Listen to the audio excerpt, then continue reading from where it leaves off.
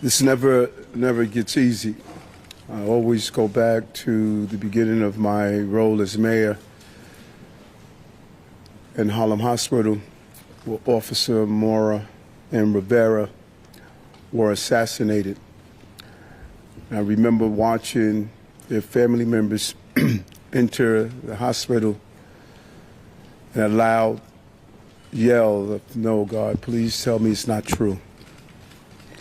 And I thought about that today when the notification came over from the police commissioner that we had a number of shots fired and we're still unraveling what took place. And our hearts are heavy. 5 innocent people shot tonight. We lost 4 souls to another senseless act of gun violence, including a member of the New York City Police Department, Officer Islam. He served in the 47th Precinct. He was just 36 years old and a 3.5-year veteran of the department. He was doing what he does best, and all members of the police department carry out. He was saving lives. He was protecting New Yorkers. He's an immigrant from Bangladesh, and he loved this city. And everyone we spoke with stated he was a person of faith and a person that believed in God and believed in living out the life of a godly person. He embodies what this city is all about. He's a true blue New Yorker, not only in the uniform he wore, but in his spirit and energy of loving this city. And early tonight, I met with the officer's family. I told them that he was a hero, and we admire him for putting his life on the line. This was his dad's only son. Now think about Jordan, my child, and it's unimaginable to experience a loss of this magnitude. And 3 other innocent civilians are also dead. 2 males and 1 female, and another male is seriously injured, fighting for his life in critical condition because of the violent, despicable attack. Additionally, the shooter is dead of an apparent self-inflicted gunshot wound. To be clear, 6 total tonight died, 1 including the perpetrator. And I'm sorry, 6 total was shot tonight, 1 including the perpetrator. No words can describe this act of evil, a man who takes the life of others who are innocent. And no words can fill the void that has been left by this tragedy. Our hearts break for the families and friends of the victims. We pray for the swift and safe recovery of the injured. The horrific crime reminds us all how easy it is to gain access to a gun. Gun violence has scarred so many neighbors and ripped apart too many families across this entire country. And we will continue the fight to do all we can to protect our city. But tonight we mourn for those who were killed. And we pray for the families as they go through this painful moment. And as I stated, 5 innocent people were shot. And the perpetrator was shot. We will continue to do what we do as a city, and that's fight to protect innocent New Yorkers. At this time, I'm going to turn it over to the Police Commissioner of the City of New York, Commissioner Tisch.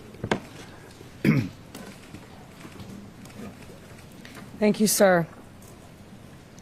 The information that I'm about to provide is preliminary and subject to change. At 6:28 p.m., the 911 call center started receiving multiple 911 calls for an active shooter inside of 345 Park Avenue at 52nd Street in Manhattan. What happened next is under an active investigation, and details are still coming in, but here's what we know so far. Surveillance video shows a male exit a double-parked black BMW on Park Avenue between 51st and 52nd Streets, carrying an M4 rifle in his right hand. He walks towards the building's entrance. That individual was seen exiting the BMW alone. The building's security camera footage shows the shooter enter the lobby, turn right, and immediately open fire on an NYPD officer. He then shoots a woman who took cover behind a pillar and proceeds through the lobby, spraying it with gunfire.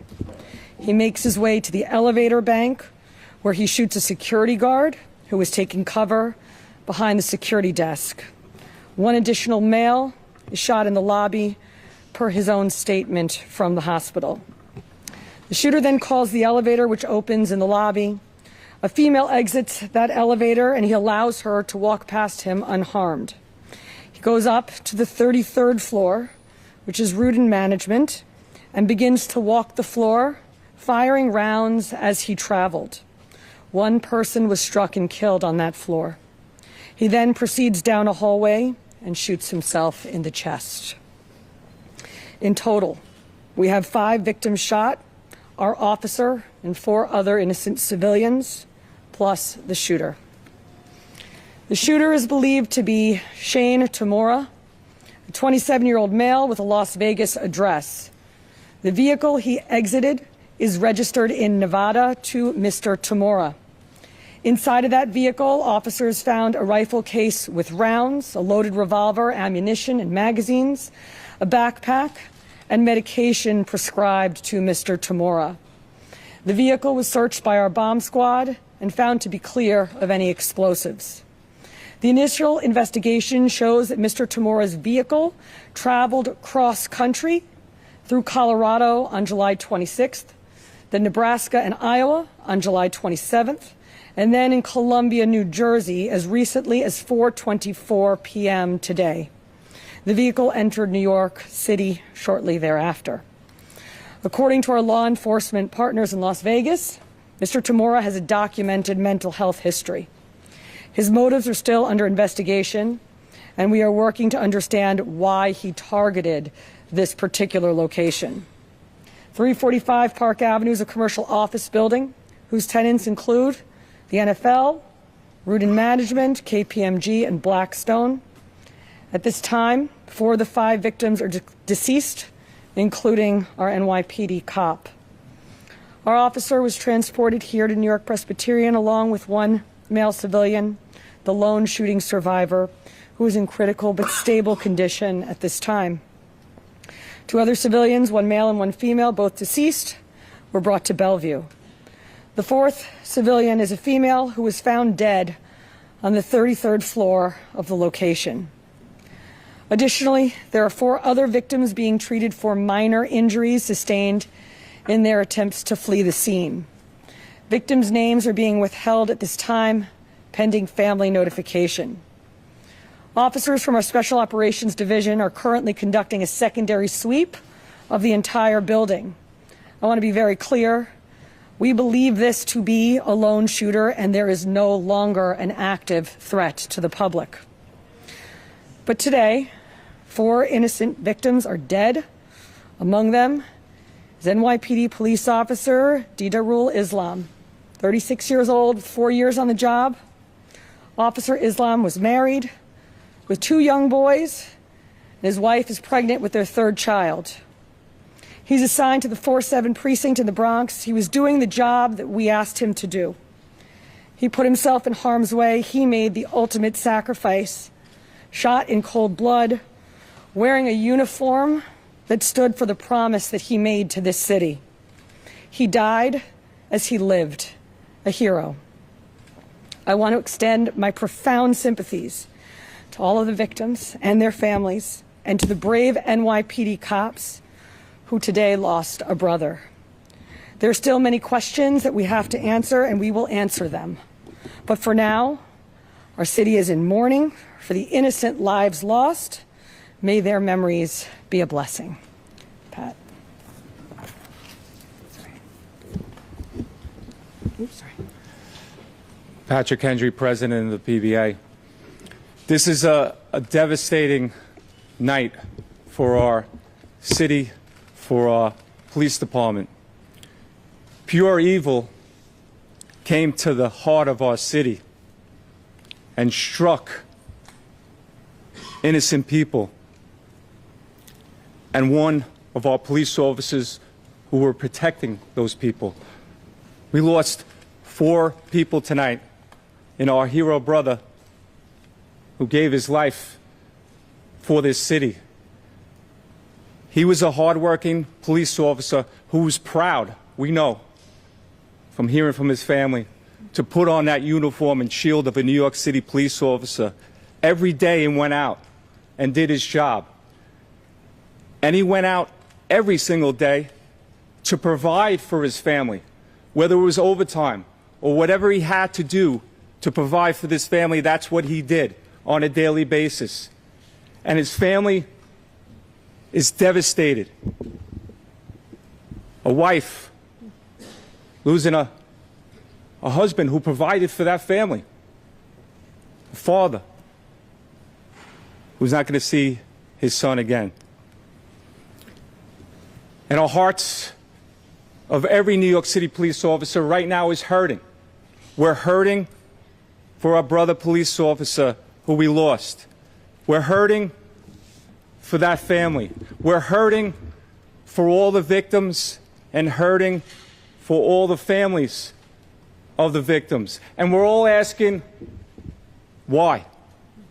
Why did pure evil come here? And we know our police department and our law enforcement partners will work tirelessly to get those answers. But now our job as police officers is to be there for this family, to support them in any way that we can, to come together as a city, to be there for these families of the victims. And we will continue to do that, because that's what New York City police officers do. And we're going to continue as police officers to go out and protect this city, because we know that evil can strike at any time. But police officers are willing to risk their lives to protect everyone in this room and protect everyone in this city. So we ask all New Yorkers to pray for our police officers' family, to pray for all the victims and their families. And we need to stand united going forward. We thank you for covering this story. Yeah, we are also joined by our federal partners from the ATF and the FBI. I want to give an opportunity to our partner in the FBI, a special agent in charge of the New York City Field Office, Chris Rea. Thank you, Mayor. First off, on behalf of all the men and women of the FBI, I'd like to extend my deepest condolences to the victims of this senseless tragedy. And also personally, I want to extend my condolences to the police commissioner. And just please know, ma'am and Mr. Mayor, that you have the full force of FBI New York and the full force of FBI to get to the bottom of the answers. Upon learning of the incident this evening, FBI agents immediately deployed to the scene to assist our NYPD partners. While this remains an NYPD investigation, the FBI's New York office stands ready to provide any and all resources to assist our partners. Initial checks of our internal systems have not revealed any information about the subject. But when and if more information becomes available, we will share what we can, when we can, with the public. Thank you. Okay, we're going to do some on-topic questions, folks. Start with CNN, please. Just a quick question about the police officer. When he was getting in the lobby, did he have a chance to fire his weapon at the shooter, or was he completely ambushed? And also, when the shooter got to the floor, approximately how many people were on that floor, and what were they doing? All of this information is under active investigation. Videos are being reviewed. And as this investigation continues to unfold, we'll be able to answer those questions. But right now, it's an active investigation. Miles Pember, Commissioner, if you could just talk about working paid detail there? People who might not know what that means. And was he the only officer working that paid detail there? I believe that there were 2 officers in the building working pay detail assignments in different parts of the building. And what is that? People, may say he's on his day off working in uniform. Paid detail is a program that we have set up at the police department that allows companies to hire officers in uniform to provide extra uniform security. Commission, based on interviews with witnesses, did she say anything at all? And secondly, did he leave behind any manifesto, any writings or report? I already described what we found in the vehicle, and it's too early in the investigation to discuss anything more. Thank you. Is there an indication that he had any prior connection to the real estate industry? As I said, too early in this investigation to tell, but nothing that we have seen preliminarily. Commissioner, can you talk about what the medication was that was found in the vehicle? I cannot. Can you speak about any prior law enforcement contact you may have had? I cannot, other than to say that our partners in Las Vegas made us aware of a mental health history. Yes, Steve? What's your Please share any details you have regarding the patient's history with origin and whether or not he had Just what I said already. It was an M4 rifle, and we also found a revolver in the vehicle with ammunition and magazines. He did have a license in the state of Nevada. Your one? Was there any intelligence indicating that this patient was at risk beforehand? And are you considering this a targeted attack or an accident? At this time, it's too early in the investigation to tell. Thank you, everyone.